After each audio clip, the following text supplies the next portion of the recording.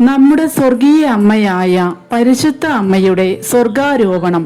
പരിശുദ്ധ അമ്മ ഉടൽ ആത്മശരീരങ്ങളോടെ സ്വർഗാരോപണം ചെയ്തു എന്ന തിരുസഭയുടെ വിശ്വാസത്തെ ആധികാരികമായി വിശ്വാസ സത്യമായി 12-ാം പിയൂസ് മാർപ്പാപ്പ പ്രഖ്യാപിക്കുകയും ഓഗസ്റ്റ് മാസം 15-ാം തീയതി പരിശുദ്ധ അമ്മയുടെ സ്വർഗാരോപണ തിരുനാളായി നിശ്ചയിച്ചു തന്നിരിക്കുന്നു.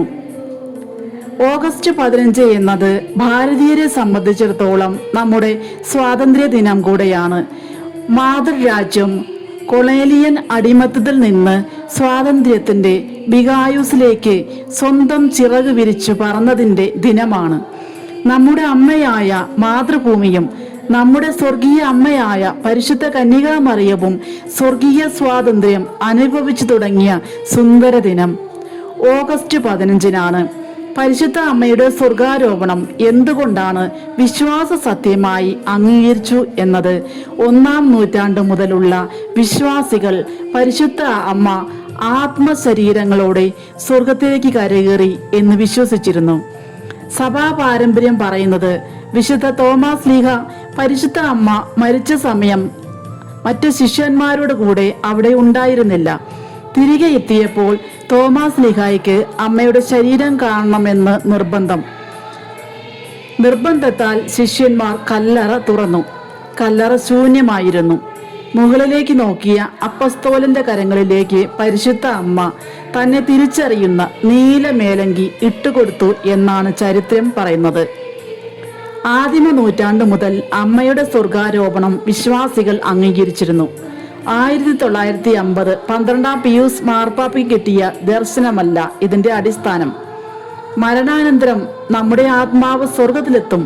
ഈശോയുടെ 2-ാം വരവിൽ നമ്മുടെ ശരീരവും ഉയർത്ത് സ്വർഗത്തിലെത്തും, നിത്യഭാഗ്യം അനുഭവിക്കും. ഇതാണ് നമ്മുടെ വിശ്വാസത്തിന്റെ അടിസ്ഥാനം. സാധാരണ മനുഷ്യന് ശരീരവും ആത്മാവും സ്വർഗത്തിലെത്തണമെങ്കിൽ ഈശോയുടെ 2-ാം വരവ് വരെ കാത്തിരിക്കണം. എന്നാൽ പരിശുദ്ധ അമ്മ മരണമടഞ്ഞ ഉടനെ തന്നെ സ്വർഗത്തിലേക്ക് ഉടൽ ആത്മാവോടെ എത്തിച്ചേർന്നു എന്നതാണ് ശരീരത്തോടും ആത്മാവോടും അമ്മ അനുഭവിക്കുന്ന ഈ സ്വർഗ സൗഭാഗ്യം ഓരോ മനുഷ്യനും ദൈവം സജ്ജീകരിച്ചിട്ടുണ്ട്. പരിശുദ്ധ അമ്മ എന്തുകൊണ്ട് സ്വർഗത്തിന് അർഹതയായി എന്ന് ചോദിച്ചാൽ അമ്മ ഭൂമിയിലെ സ്വർഗമായിരുന്നു. ദൈവത്തെ ഉദരത്തിൽ വഹിച്ച അമ്മ, അതാണ് സ്വർഗം.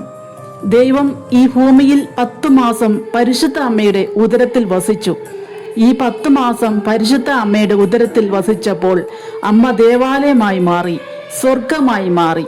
ദൈവം വസിക്കുന്ന ഇടമാണ് സ്വർഗമെങ്കിൽ പരിശുദ്ധ അമ്മ സ്വർഗമായി മാറി. ആരെല്ലാം സ്വന്തം ഹൃദയത്തിലും ആത്മാവിലും മനസ്സിലും ദൈവത്തെ വഹിക്കുന്നുവോ അവർക്ക് വേണ്ടി ദൈവം സ്വർഗം കരുതി വച്ചിരിക്കുന്നു. സ്വർഗാരോപണത്തിന്റെ രഹസ്യം ഈ ഭൂമിയിൽ നിന്ന് ദൈവം യഥാർത്ഥത്തിൽ വസിക്കുന്ന സ്വർഗവുമായി ഒന്നുചേരലാണ്. പരിശുദ്ധ അമ്മയുടെ സ്വർഗാരോപണം മറ്റുള്ളവരുടെ ജീവിതത്തെ സ്വർഗമാക്കാനുള്ള വിളി നമുക്കുമുണ്ട്. മറ്റുള്ളവരുടെ ജീവിതത്തിലെ വേദനകളിലേക്ക്, ദുഃഖങ്ങളിലേക്ക് സഹായഹസ്തവുമായി കടന്നു ചെല്ലുന്നു. അവരുടെയൊക്കെ ജീവിതം സ്വർഗമായി മാറി.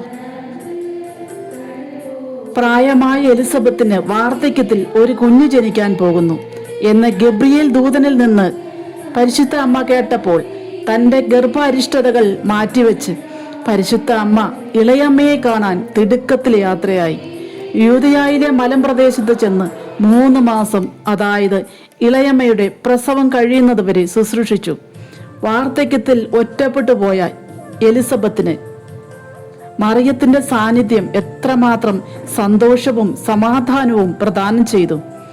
ഒറ്റപ്പെട്ടു പോയ ആ വൃദ്ധമാതാവിന്റെ ജീവിതത്തെ സ്വർഗമാക്കി മാറ്റിയത് പരിശുദ്ധ അമ്മയുടെ കൃത്യസമയത്തുള്ള ഇടപെടലാണ്.